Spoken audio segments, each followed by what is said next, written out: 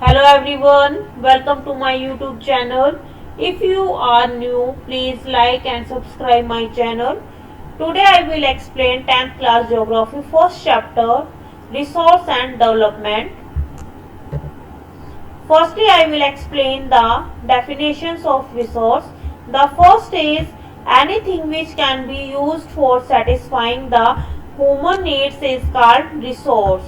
Earth surface के ऊपर वो सभी वस्तुएं जो ह्यूमन नीड्स को सेटिस्फाई करती हैं, फुलफिल करती हैं, उनको रिसोर्स या संसाधन बोला जाता है. The second is transformation of things into A valuable product is called resource. Raw material को एक वैल्यूएबल प्रोडक्ट में कन्वर्ट कर देना या रॉ मटेरियल को जब हम इंडस्ट्रीज में ले जाकर उससे एक वैल्यूएबल प्रोडक्ट बना देते हैं तो उसको संसाधन बोला जाता है.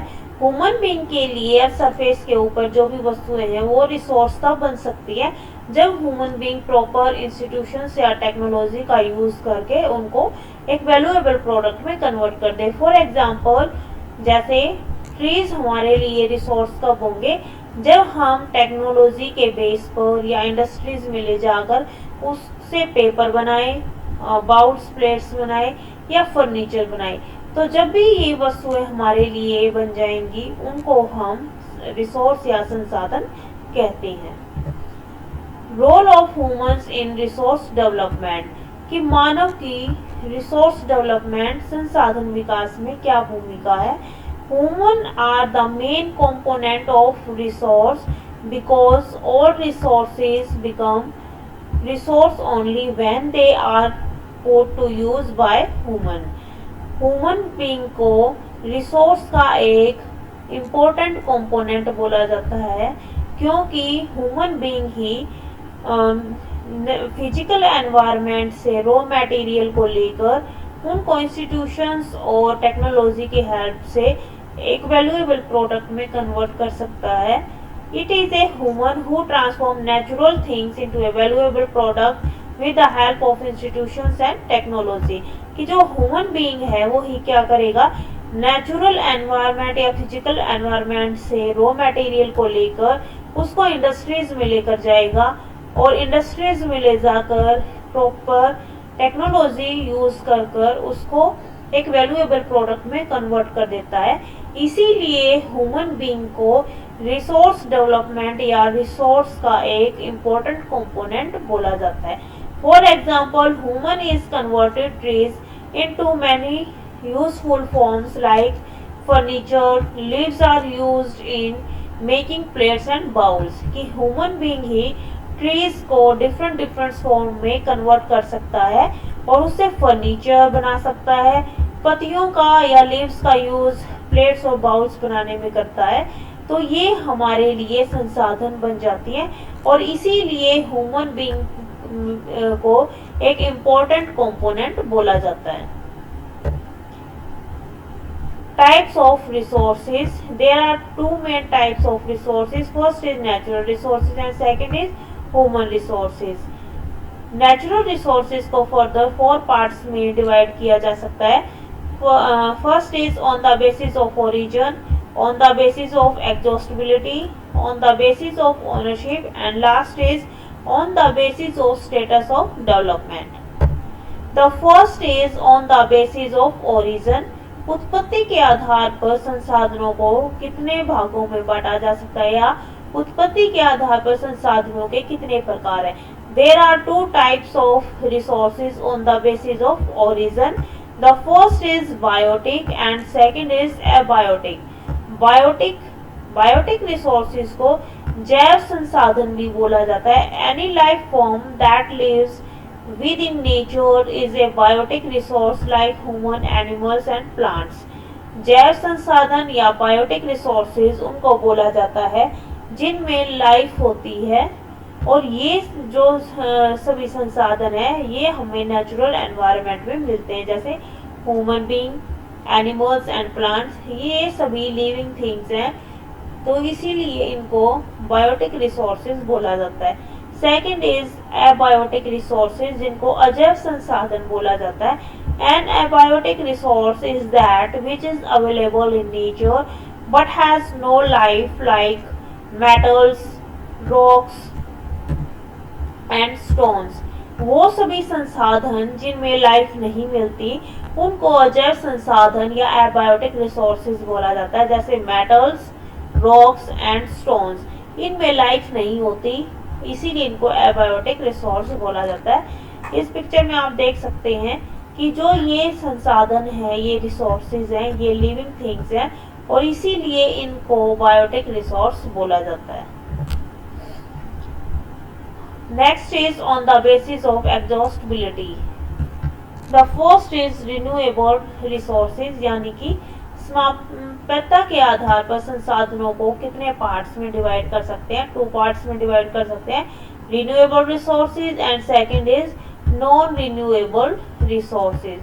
फर्स्ट इज रिन्यूएबल रिसोर्सेज, इनको नवीकरणीय संसाधन भी बोला जाता है।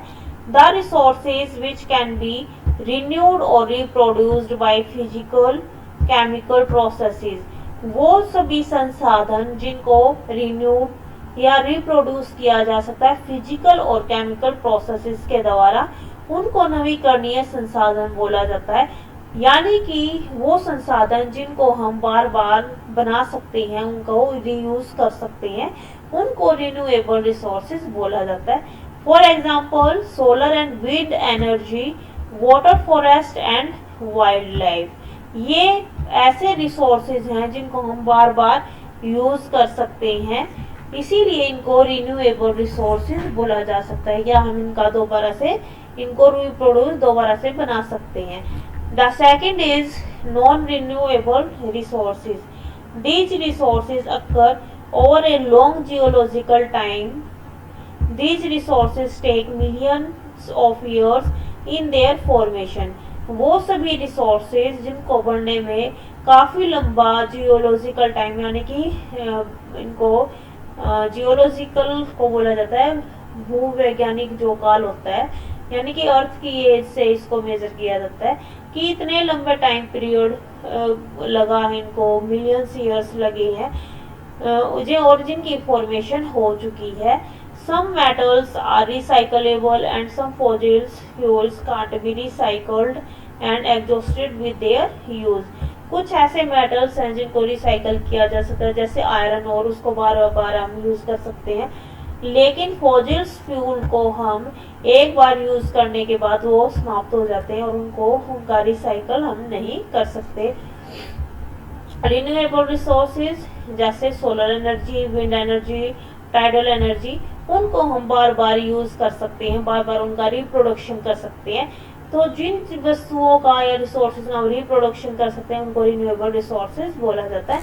और नॉन रिन्यूएबल रिसोर्सेज जिसमें फॉसिल फ्यूल्स, कोल, नेचुरल गैस, न्यूक्लियर एनर्जी, तो ये ऐसे संसाधन हैं जिनका हम रिप्रोडक्शन नहीं कर सकते, एक बार यूज करने के बाद ये समाप्त हो जाते हैं, इसीलिए इनको अनवीकरणीय संसाधन भी बोला जाता है। The next is on the basis of ownership. There are 4 types of resources on the basis of ownership. स्वामित्व के आधार पर संसाधनों को 4 पार्ट्स में डिवाइड किया जा सकता है। First is individual resources, second is community resources, third is national resources and fourth is international resources. First is individual resources. These are owned privately by individuals, कि जिन संसाधनों के ऊपर एक इंडिविजुअल का अधिकार होता है उनको इंडिविजुअल रिसोर्सेज या व्यक्तिगत संसाधन बोला जाता है। Land for agriculture, plots and house, यानी कि एक पर्टिकुलर इंडिविजुअल का घर, प्लॉट, हाउस, वो उसके व्यक्तिगत संसाधन होते हैं, उसके ऊपर सिर्फ उसी का अधिकार होता है। The second is community resources. These are owned by all the members of the community like grazing grounds, public parks. इनको सामुदायिक संसाधन भी बोला जाता है और इन संसाधनों के ऊपर एक समुदाय के सभी मेंबर्स का अधिकार होता है। फॉर एग्जांपल ग्रेजिंग ग्राउंड्स और पब्लिक पार्क्स। एक सोसाइटी में जो पब्लिक पार्क होता है उसमें उस सोसाइटी के सभी मेंबर्स का अधिकार होता है, इसीलिए उनको कम्युनिटी रिसोर्स बोला जाता है। The third is national resources. These resources belong to a nation and country has legal power to acquire privately owned resources. एक कंट्री की पॉलिटिकल बाउंड्रीज के अंदर जितने भी रिसोर्सेज मिनरल्स होते हैं उन सब को नेशनल रिसोर्सेज बोला जाता है। और ये जो रिसोर्सेज हैं उनका गवर्नमेंट पब्लिक के वेलफेयर के लिए यूज करती है। For example minerals, water and forest. कि इंडिया की जो पॉलिटिकल बाउंड्री उसके अंदर जो भी फॉरेस्ट रिसोर्स है, वाटर रिसोर्स है या मिनरल्स है, उनके ऊपर गवर्नमेंट का अधिकार होता है और गवर्नमेंट इनका यूज सिटीजन्स के वेलफेयर के लिए यूज करती है। The fourth is international resources. अंतर्राष्ट्रीय संसाधन इनको बोला जाता है। These resources can be used by all but with the agreement of international institutions. वो संसाधन जिनके ऊपर या जिनको कोई भी यूज कर सकता है, लेकिन उसके लिए इंटरनेशनल इंस्टीट्यूशंस की एग्रीमेंट या अप्रूवल उसके लिए लेना पड़ता है। For example oceanic resource beyond 200 न्यूटिकल miles air space. जितने भी ओशियंस हैं उन ओशियंस के रिसोर्सेज को अगर कोई कंट्री यूज करना चाहती है तो 200 न्यूटिकल माइल्स का जो डिस्टेंस है उससे बाद का जो एरिया है उसको कोई भी कंट्री यूज कर सकती है, लेकिन उसके लिए उसको इंटरनेशनल इंस्टीट्यूशंस के साथ एग्रीमेंट करना पड़ता है। फ्रेंड्स ये देखिए, यहाँ गुजरात से वेस्ट बंगाल तक ये इंडिया की कोस्टल लाइन है और इस कोस्टल लाइन के और जो ये हमारा इंडियन ओशियन है, तो इंडिया यहाँ से 12 न्यूटिकल माइल, ये 12 न्यूटिकल माइल इंडिया इंडियन ओशियन का 12 न्यूटिकल माइल्स तक रिसोर्सेज को यूज कर सकती है। उसके लिए उसको किसी भी इंटरनेशनल इंस्टीट्यूशन की परमिशन लेने की ज़रूरत नहीं है। जैसे यहाँ पर बॉम्बे हाई जहाँ से कि पेट्रोल निकाला जाता है और ये मुंबई से 100 या 150 मीटर दूरी पर है और 1 न्यूटिकल माइल में 1.9 किलोमीटर होते हैं। इसका मतलब है कि 12 इंटू 1.9 22 किलोमीटर अप्रोक्सीमेटली हमारा 22 किलोमीटर आएगा। तो इंडिया यहाँ से चारों तरफ, यहाँ जो हमारा तीनों ओर से जो इंडियन ओशियन है, यहाँ से 22 किलोमीटर के जो भी रिसोर्सेज हैं उनको यूज कर सकता है और उनको नेशनल रिसोर्सेज बोला जाता है। लेकिन यहाँ से 200 न्यूटिकल माइल्स से, यहाँ पर मान लो 200 न्यूटिकल माइल्स है और इससे बियॉन्ड अगर कोई भी कंट्री इंडियन ओशियन के रिसोर्सेज को यूज करना चाहती है तो उसको इंटरनेशनल इंस्टीट्यूशन से परमिशन लेनी पड़ती है, अप्रूवल लेना पड़ता है। Next is on the basis of status of development. विकास के आधार पर संसाधनों को कितने पार्ट्स में डिवाइड किया जा सकता है। The first is potential resources, second is developed resources. Potential resources को संभावित संसाधन भी बोला जाता है। These are found in a region but have not been utilized. वो संसाधन या रिसोर्सेज जो एक पर्टिकुलर एरिया में मिलते हैं लेकिन उनका फुल यूटिलाइजेशन नहीं किया गया है, उनको पोटेंशियल या संभावित संसाधन बोला जाता है। For example Rajasthan and Gujarat have potential for development of wind and solar energy. Rajasthan और गुजरात इनमें सोलर एनर्जी और विंड एनर्जी इनकी पॉसिबिलिटी सबसे ज़्यादा है, लेकिन इनका फुल यूटिलाइजेशन नहीं किया जा रहा है क्योंकि हमारे पास प्रॉपर टेक्नोलॉजी नहीं है, इसीलिए इनको संभावित रिसोर्सेज बोला जाता है। The second is developed resources. These are resources which are surveyed and their quality and quantity have been ascertained for utilization. वो संसाधन जिनके क्या सर्वे कर लिया गया है और उनकी क्वालिटी और क्वांटिटी को भी मेजर कर लिया गया है। जैसे कोल और पेट्रोल, इन दोनों की का सर्वे कर लिया गया कि इंडिया के पास इनकी कितनी क्वांटिटी है और किस क्वालिटी का है। तो इनको डेवलप्ड रिसोर्सेज बोला जाता है और जिनका विकास मिलियन ईयर्स पहले हो चुका था। The development of this resources depend upon available of technology and level of feasibility. और जो इस तरह के जो संसाधन है ये टेक्नोलॉजी की अवेलेबिलिटी के ऊपर आधारित होते हैं। The third is stock. Stock को भंडार भी बोला जाता है। These resources have the potential to satisfy human wants and needs, but appropriate technology is not available to develop these resources. Stock जो संसाधन है या रिसोर्सेज है ये वो होते हैं जिनकी पोटेंशियल सबसे ज़्यादा होती है कि वो ह्यूमन नीड्स की जो नीड्स हैं या उनको वांट्स हैं उनको सेटिस्फाई कर सकता है, लेकिन अप्रोप्रिएट टेक्नोलॉजी ना होने के कारण इनका यूज़ बिल्कुल भी नहीं किया गया है, इसीलिए वो हमारे पास एज ए स्टॉक रखे हैं। For example water is compound of hydrogen and oxygen are rich source of energy. However, India doesn't have technology to develop these resources. Hydrogen और ऑक्सीजन ये वाटर के कंपाउंड हैं और ये सोर्स ऑफ एनर्जी हैं, लेकिन इंडिया के पास in water से एनर्जी बनाने यानी कि हाइड्रोजन और ऑक्सीजन से एनर्जी बनाने की टेक्नोलॉजी बिल्कुल भी नहीं है।